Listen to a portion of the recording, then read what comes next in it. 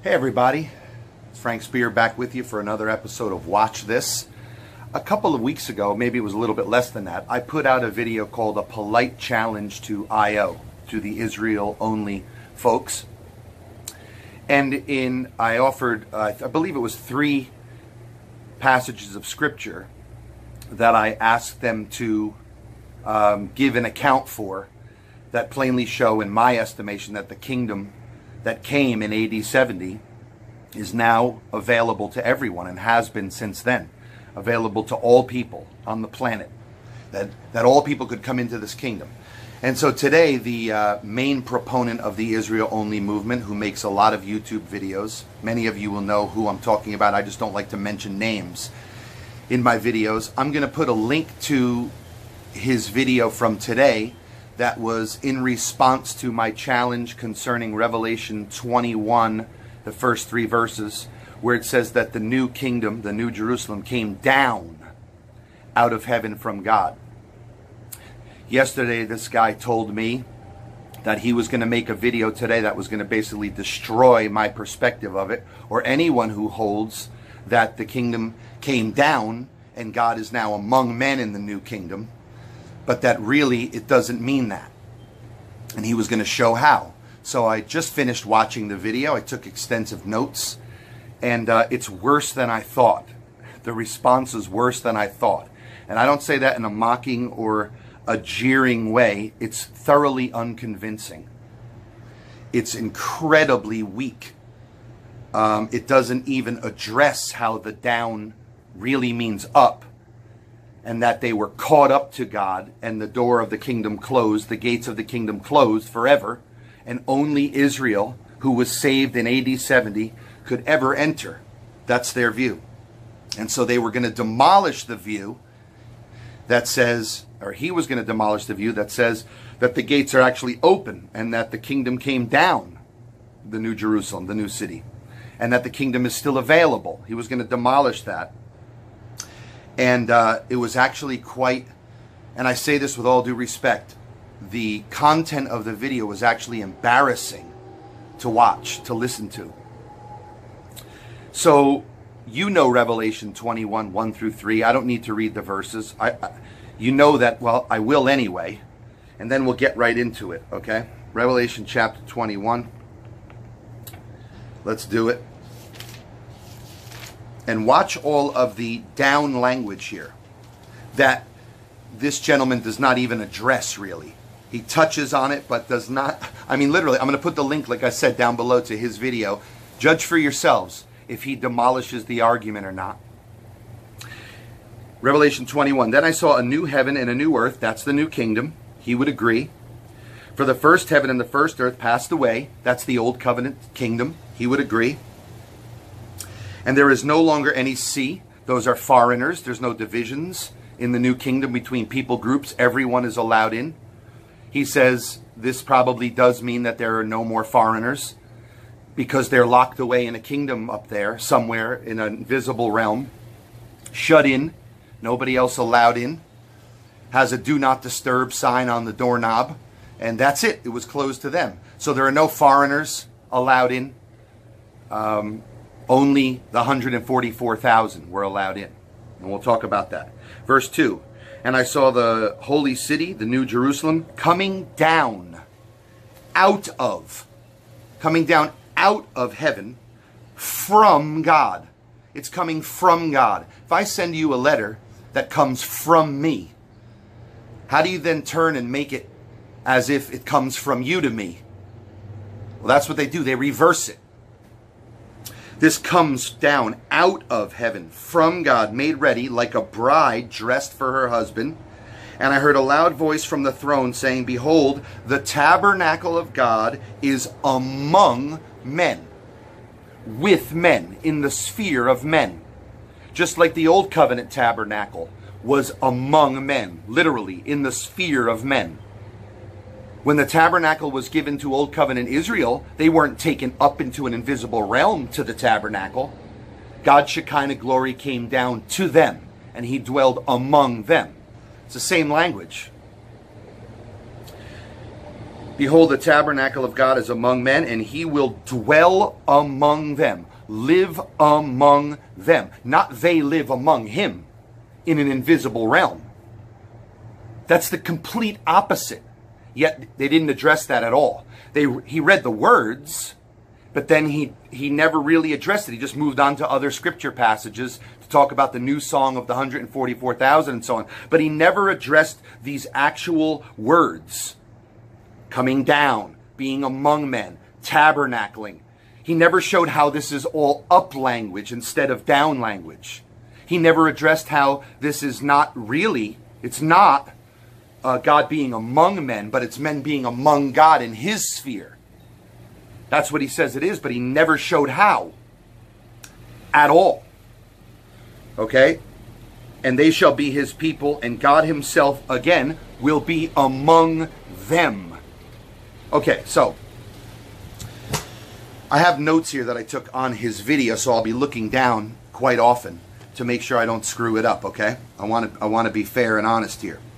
Now, the first thing he says, well, it says among men, and men in the Bible is Israel. We know that, right, from all these passages. I totally agree. I totally agree with that. When the Bible is speaking about men, most of the time, if not all of the time, it's talking about Adam. Right? That's their word for man or men. It's talking about those in Adam, those who came out of the lineage of Adam, the Israelites. No question about that. I totally agree. But he says that we say, or that I say, a different group of people somehow inherited this new kingdom, that it's not Israel. And that's ridiculous because it says only the 144,000 came into the New Jerusalem. Here's what these people can't seem to get their minds around for some reason. They can't get their minds around the fact that the new kingdom was open to all people because any people could join themselves to Israel and become Israel. It's all throughout the Bible, yet they agree with that. They'll say, yeah, foreigners, non-Israelites, could join themselves to Israel and be called Israelites and be termed Israel, and they could come into that house. They say that, they agree with it because it's there, and yet they ignore it in their teachings. They act as if it isn't there. So they agree that it's there, but their teachings suppose it isn't there. They never mention it. Now, he might listen to this video and say, never mention it. I mentioned it in my videos. Yeah, okay, I'll give you that. You mention it, but you never take it seriously. Whenever you say only Israel could be saved, only Israel this and only Israel that, you never include the foreigners. Read Isaiah 56. And the multitude of other passages that they are aware of, okay? And we're going to look at another one in a little bit. So they say, somehow these guys have a whole different group of people coming into the new kingdom. Nope. The same group of people could come into the new kingdom, can come into the new kingdom, as could come into the old kingdom. Israelites, foreigners, Gentiles, if you hold the view that Gentiles were the scattered Israelites, the 10 northern tribes, that's okay too, if that's your perspective.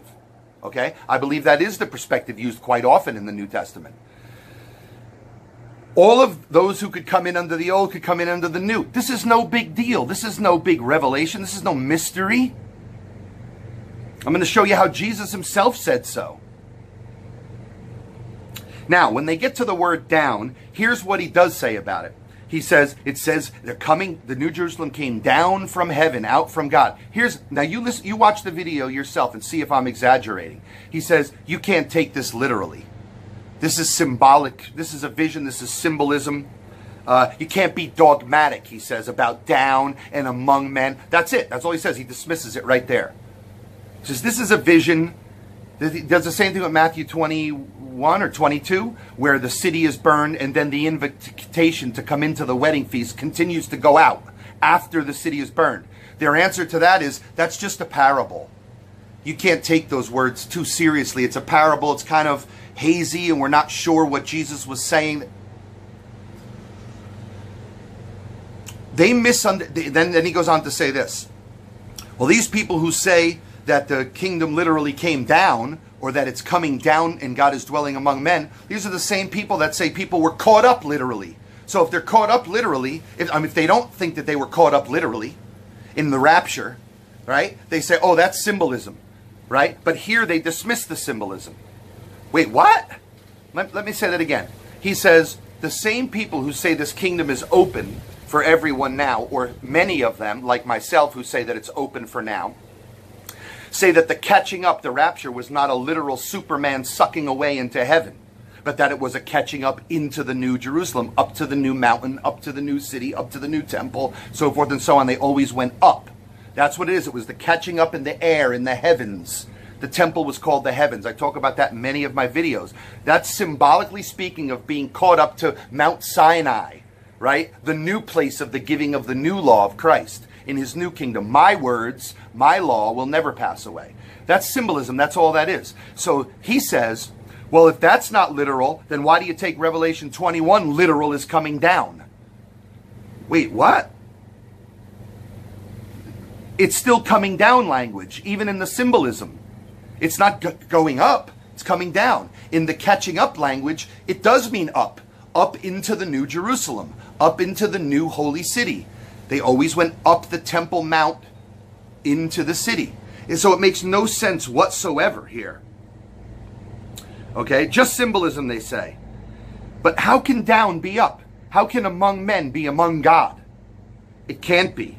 There's no, they offer no justification. They just say it's a vision, it's symbolism. Then he says, well, it says the city is a bride dressed for her husband.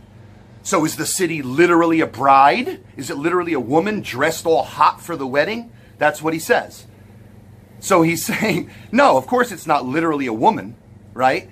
But you're literally, the kingdom didn't literally come down either. It's symbolism for God now, his new Shekinah glory being among people.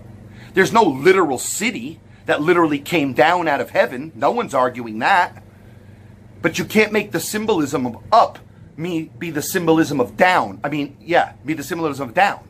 You can't make the symbolism of down be the symbolism of up. You can't make the symbolism of among men be the symbolism of men among God. So it was literally ludicrous. There was no explanation of it. So in my estimation, that was an epic fail, with all due respect. Then he goes on to talk about the great white throne judgment in Revelation 20. Okay? And he says, this is really crazy now. He says, that's the end, right? Well, let me say this first. He says this twice. The judgment in Revelation 20, where the book of life is open, is the final event. He says that's it. That's the final event of the Bible, of the prophecies, of the eschatology. It's the final event. Then he goes on in the next sentence to say, right? He says, then we see in Revelation 20 the new Jerusalem come down, and they're gathered into it. Now the new kingdom arrived. Well, isn't that another event? Isn't that an event that takes place after the judgment? So how is the great white throne judgment the final event, but the coming down of the new Jerusalem, the new kingdom they've been waiting for all along, throughout the entirety of the New Testament, the thing they were eagerly expecting to arrive? How is that not another event after the supposed final event? I mean, I'm so confused, I can barely remember my name right now. The great white throne judgment of Revelation 20 is the destruction of the old covenant system. Then the new covenant system comes in. Doesn't that just make sense? That's just plainly what it's saying. And then Satan is destroyed. He's cast into the lake of fire, right? Satan and his angels. We know that that's apostate Judaism, and that whole system. That was destroyed, and then the new began. Now they say it began in heaven, in an invisible realm, and everybody shut out from it. But they can't prove that. So I don't understand what he's trying to say here. Well, I do understand what he's trying to say. It's just weak. It doesn't work. So he says that the great white throne judgment was the final event. And then he says, these are his exact words, then, after the great white throne judgment, they're transferred into the new heavens and earth. Well, that's another event, brother. So it's not the final event. Then he goes on and says, look at the passage about there'll be no more pain, no more tears, no more death. He says, is that where we're living now? Hey guys, if we're in the new kingdom, why do we still cry? Why is there still suffering? Why do we still die? He says, that's just ridiculous, he says, basically. He says, if we were in the new kingdom, there'd be no more sorrow, no more death, no more pain. Well, this really surprised me from this guy because he's a smart guy. And I've listened to a lot of his teachings, and he understands, he should know, and he does know, that that is a quote from Isaiah. And that language is used in several places in Isaiah and in other prophets. And it's speaking about the time when the Israelites were released from Babylonian captivity, from their exile in Babylon. And the promise was that they would be released, and at that time, there would be no more suffering, no more pain, no more sorrow that was due to their captivity. They were crying because they were longing to go home. They were crying because they were longing for their temple. They wanted to go back to worshiping God in their holy land. And they were being killed. Many of them were killed. There was death by the Babylonians. They were slaves to the Babylonians, being murdered, being enslaved, being treated harshly and cruelly. They were captive from their home.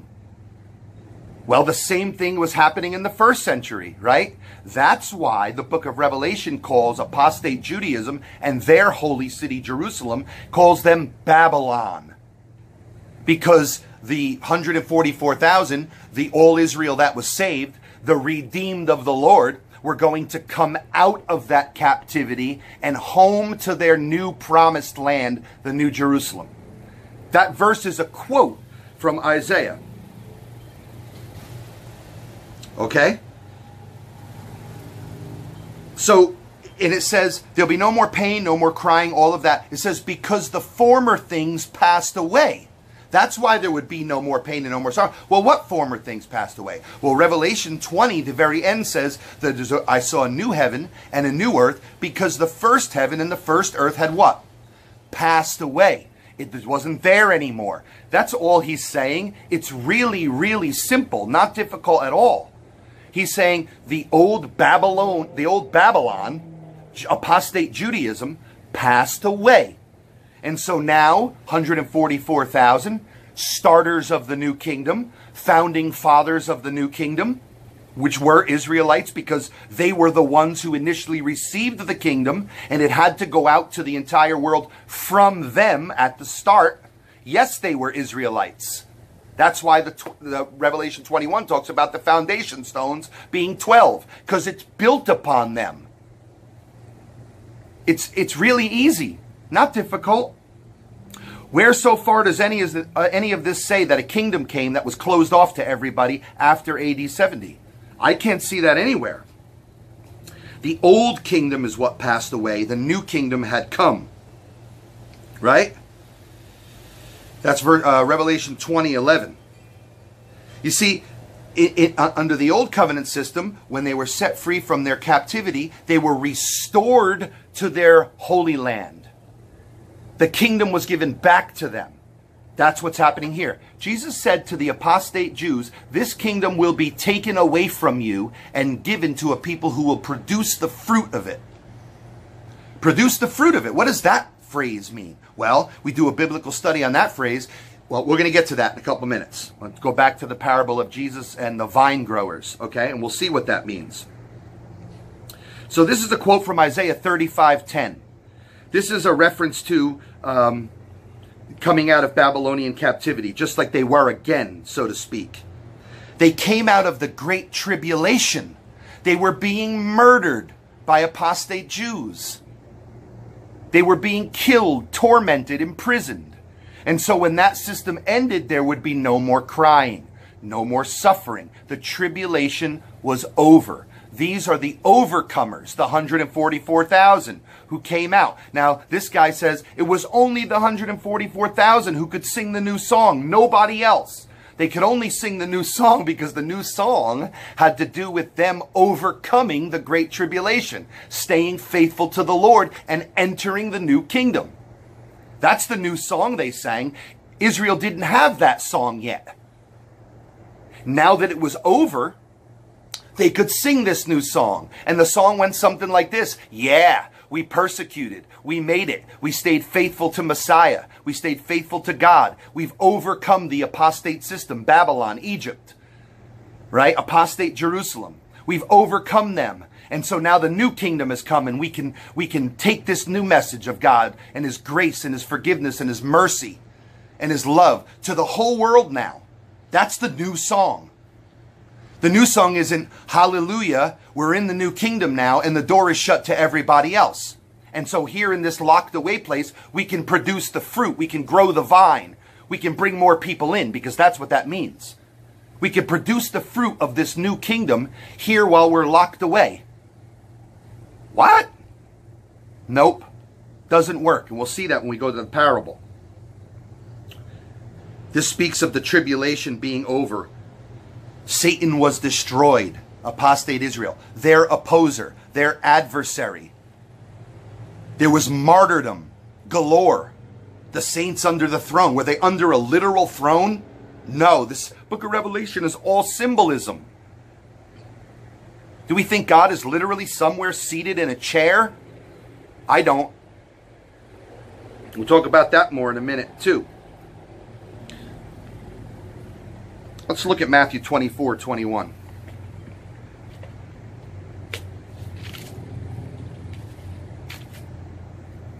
Jesus says this: pray that your flight will not be in winter on a Sabbath. This is the time when they were to flee to the mountains, escape, right? When the Roman army surrounded Jerusalem. He says, for then, at that time, there will be a great tribulation, such as not occurred since the beginning of the world. That's the world of Israel, their covenant system. Since the beginning of the world until now, nor ever will be for those people, because they've ended. Okay? So that's the great tribulation. Lasted 3.5 years, that war. And afterward, those who were persecuted by those people were set free from that persecution because those people were gone. That's all this is saying. No more tears and all that. This guy says, why are we still crying today? Why do we still suffer today? Listen, my friend, you err not understanding the scriptures or the power of God. And then he says that I and anyone who holds the position that I do, we're confused. We're confused? We're confused? He says that when we say that this pain and sorrow is everything I just said it was, he says that that's just an explaining it away. That's literally what he says. Watch the video. He says you're just explaining it away. It's nonsense. I don't think so. He says that the plain wording here is the plain wording, and that's that. It says no more crying and no more death, and that's what it means. So we shouldn't be dying or crying today. The plain words are the plain words. This comes from the same guy who would agree with me, or at least he did in his book that he wrote, which I read, which is like 400 pages. It's a good book, by the way. It's got a lot of great stuff in there.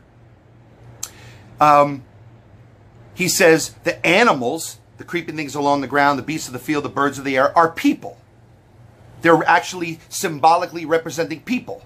Then he goes on here, though, and he says that the crying and the tears are plain language. They just mean what they say. He says, how do you expect people to understand the Bible if they just can't plainly read it?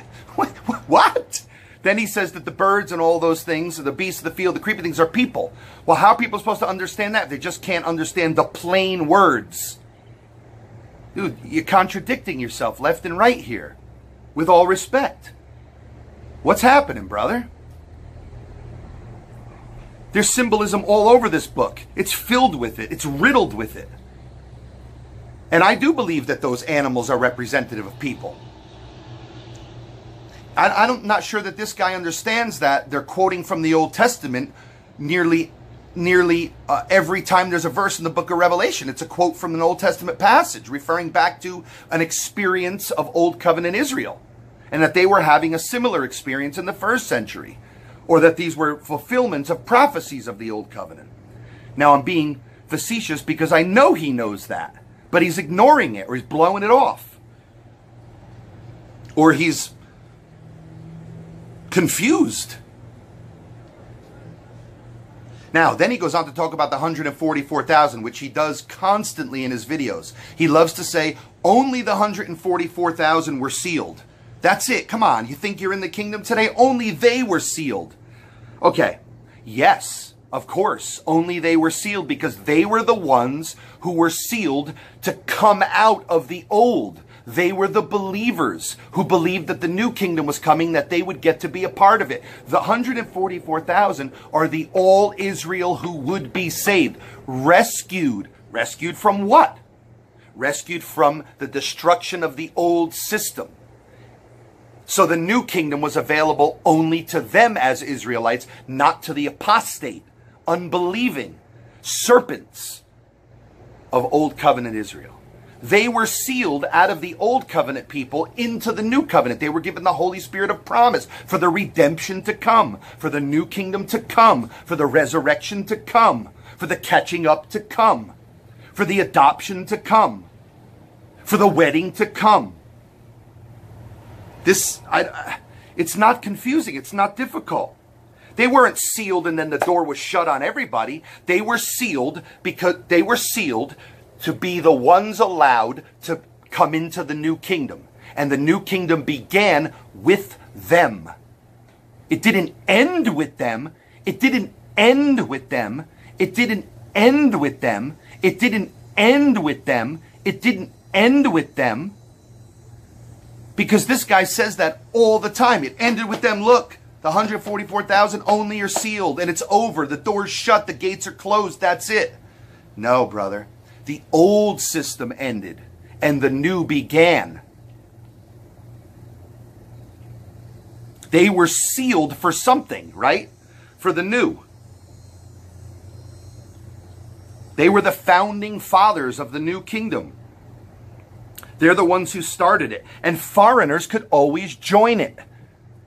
And eventually, as time went on throughout church history, the church became made up predominantly of non-Israelite peoples. As time went on, more and more of them rejected it, right? Those who were not in the kingdom to begin with didn't want any part of it. And so they faded away from it and stayed in some mutant form of Judaism that they concocted afterwards.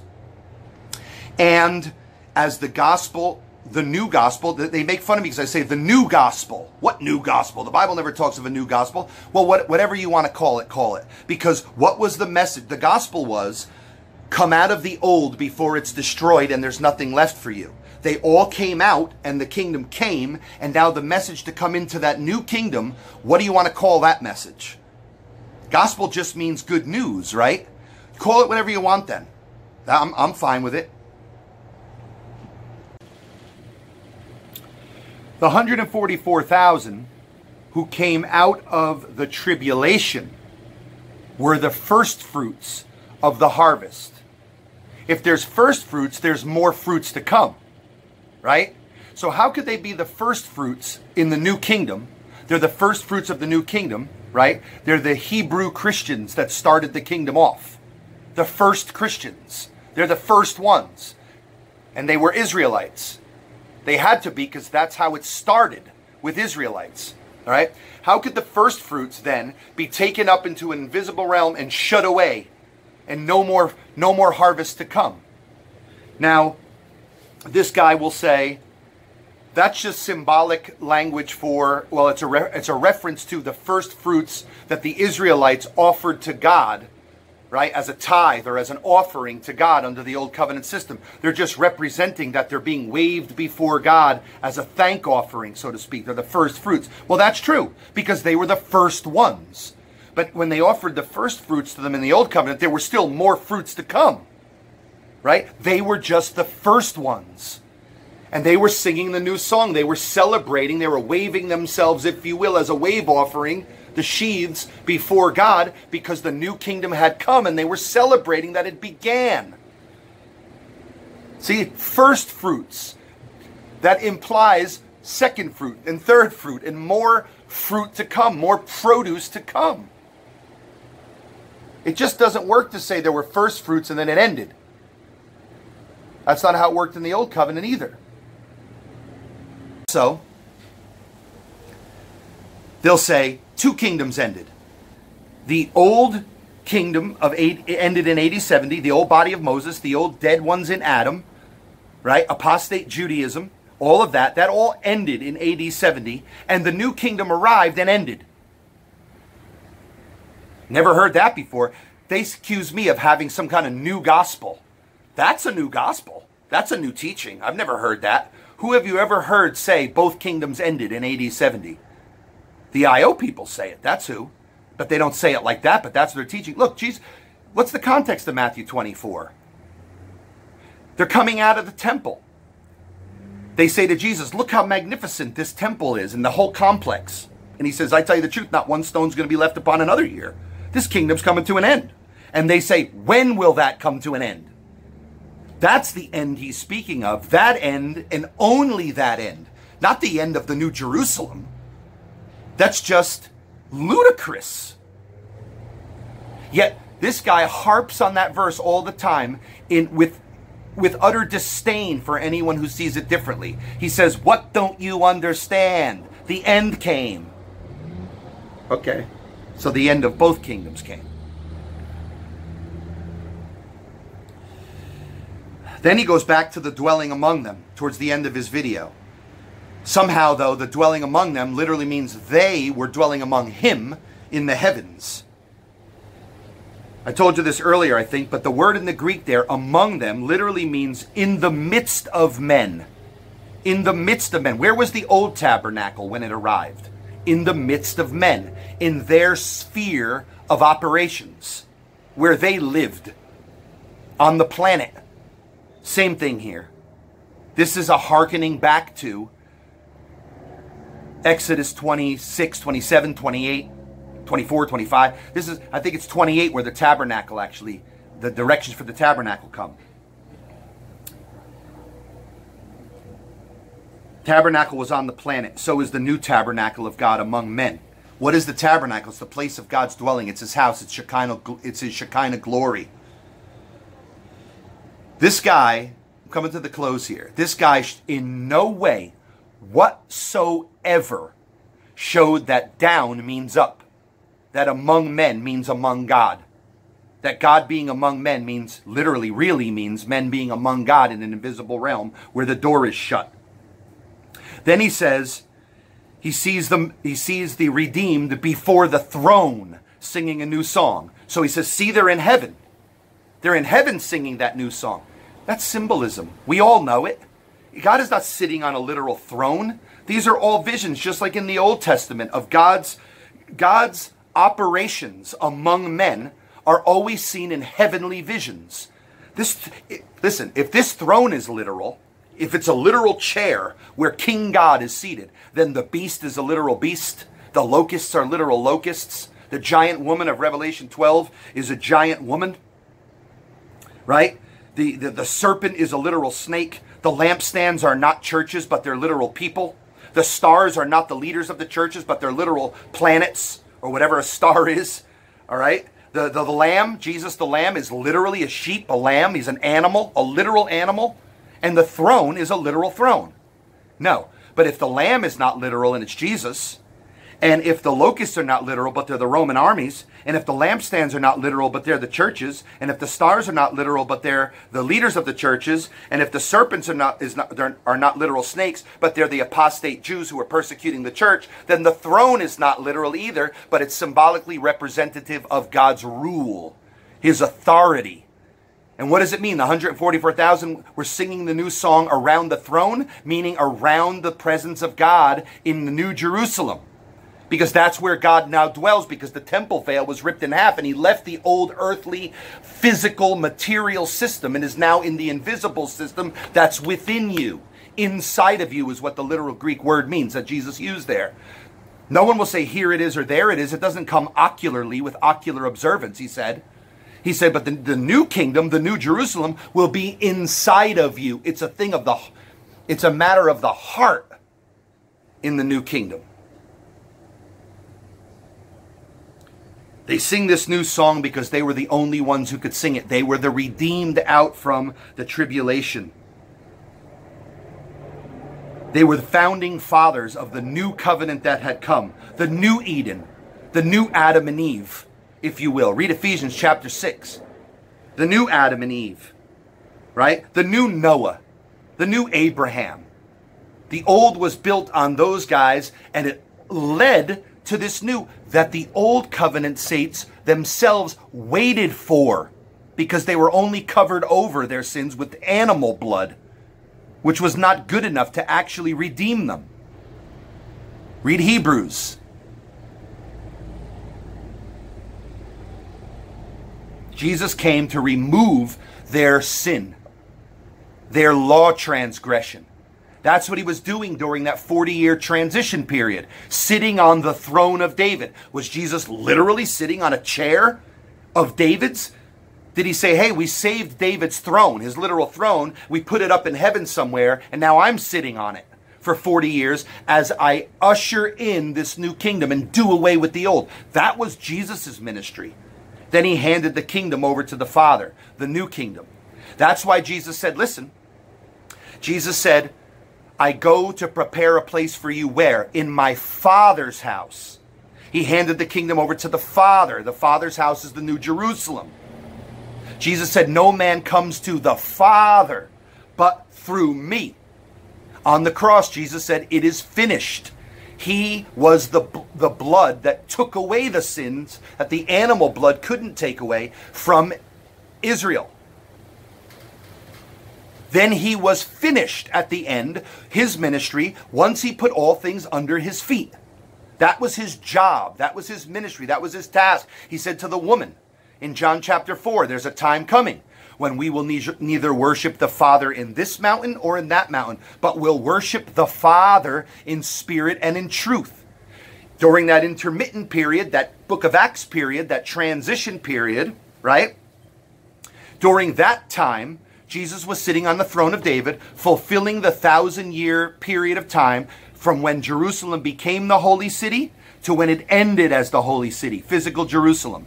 Right? So after Jesus' resurrection, that was 960 years after David took over Jerusalem from the Jebusites. He sat on the throne in that holy city, and that holy city lasted as the holy city of the old covenant kingdom and until the time of Jesus, right? He was resurrected. That's 960 years it lasted.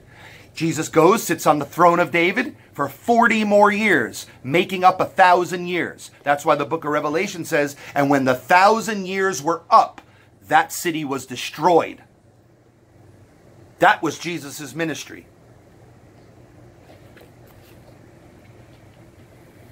Am I saying Jesus is not important? They accuse me of saying that. They're saying this guy doesn't even think Jesus saves people from their sins anymore. I said to them, well, do you? Because I know you don't. So what are you mocking me for? You should be celebrating that I don't, if that's what I'm teaching. I don't think Jesus saves people from their sins in the new kingdom because sins were law transgressions. And the IO people teach that.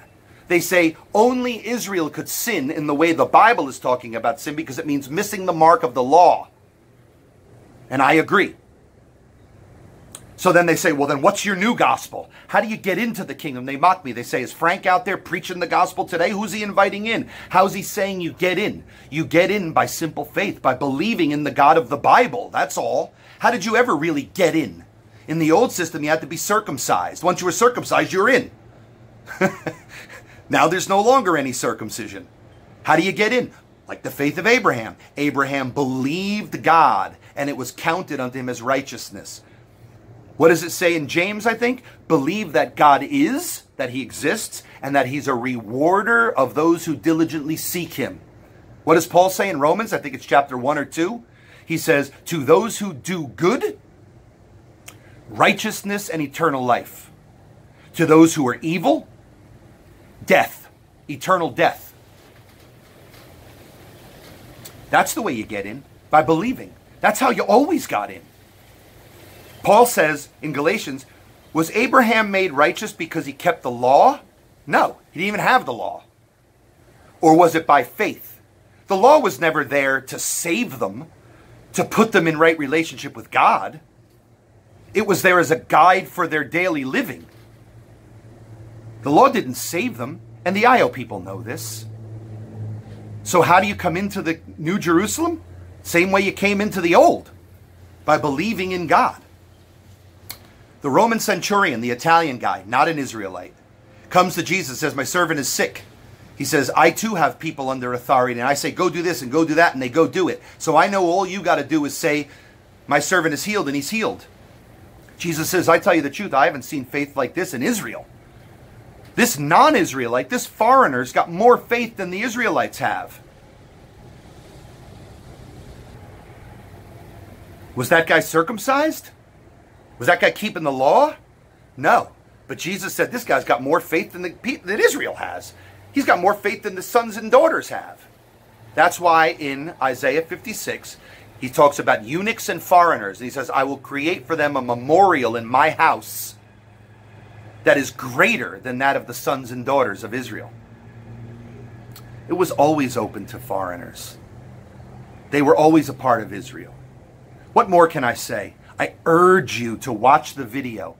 See if you find it convincing. See if they debunked this perspective that I laid out today. See if they dismantled and destroyed it. That's it for me, guys. See you next time.